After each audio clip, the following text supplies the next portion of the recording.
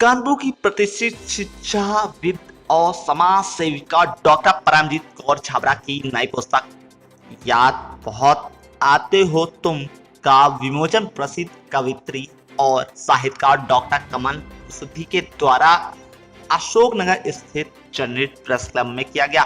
विमोचन कार्यक्रम का संचालन रंजना यादव द्वारा किया गया। आपको बता दें, पुस्तक डॉक्टर परमजीत कौर छाबड़ा ने अपने पिता सरदार जोगिंदर सिंह की स्मृति में लिखी है।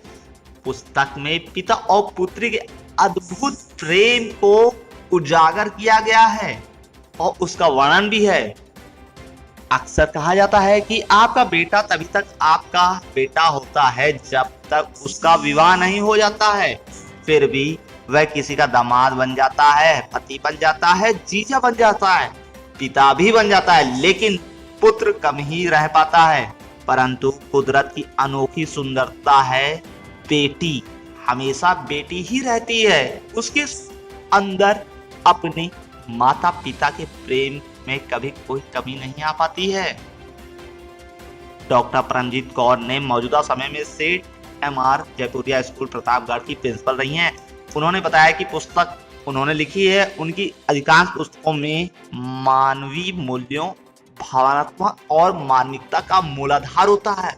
उनके द्वारा लिखी गई आखिरी पुस्तक वर्चुअल से वास्तव तक की यही दर्शाती है कि किस प्रकार मोबाइल ने एक कृत्रिम दुनिया सृजित करके अपने संबंधों, मानवीय मनोभावों और आपसी विश्वासों को खंडित करके रख दिया है। पुस्तक अगस्त माह से पाठकों के लिए विभिन्न वेबसाइटों और क्रय केंद्रों पर उपलब्ध हो जाएगी। कार्यक्रम में प्रमुख रूप से कानपुर बार एसोसिएशन के महामंत्री अनुकुमार द्विवेदी, ब्रजभूषण सिंह भगवंत, अनमोल, डॉक्टर राकेश शुक्ला, मृदुल कपिल आदि लोग मौजूद रहे। परमजीत कौर प्रिंसिपल हूँ मैं सेठ एमआर जयपुरिया स्कूल प्रतापगढ़ के साथ।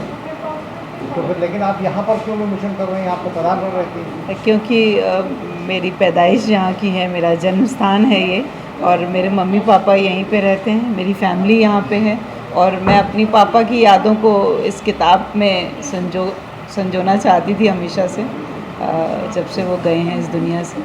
2021 कोरोना की दूसरी लहर में वो हमें छोड़ के चले गए, और बहुत इच्छा थी मेरी कि मैं कानपुर में ही इस पुस्तक का विमोचन करूं, ताकि जो लोग उनके सानिध्य में रहे वो भी इस बात को जान पाएँ कि हमने किसको खोया है। आईआईटी कानपुर से सेवानिवृत्त थे वो, और उन्होंने साइंटिफिक इक्विपमेंट्स में बहुत नाम है उनका। वो आईआईटीज़ के लिए ही साइंटिफिक इक्विपमेंट बनाया करते थे, और मैं चाहती हूँ कि जब वो जीवित थे तो उन्होंने कभी अपनी कला को, या यूँ कहिए कि अपने कार्य को लोगों के सामने कभी लाने की कोशिश नहीं की। मैं चाहती हूँ कि मेरे माध्यम से लोग ये जान पाएँ कि मेरे पापा कितने महान थे और कितने टैलेंटेड थे। Thank you. मैम, याद बहुत आते हो तुम, ये शीर्षक कुछ इस तरह से मान के चलिए कि मैं मम्मी की नज़रों से देखती हूँ जब, तो शायद उनको सबसे ज़्यादा याद आते हैं पापा, क्योंकि मम्मी है, मेरी मम्मी सामने बैठी हैं। और क्योंकि आप जब पुस्तक में पहली पोएम जब आप पढ़ेंगे, पहली कविता जो उसमें है, याद बहुत आते हो तुम, और जब उसमें ये बात होती है कि जब मैं दाईं करवट उठती हूँ सुबह, तो वो तकिया खाली मिलता है, वो बिस्तर खाली मिलता है, तो उस समय याद बहुत आते हो तुम। उनके धीमे हल्के कदमों को महसूस करती हूँ जब मैं हर पल, कि जो पिछले कमरे से पहले कमरे तक चलते थे वो शांत स्वभाव में, तो उस समय बहुत याद आते हो। तो ये कविता उन्हीं की तरफ से है, मेरी मम्मी की तरफ से।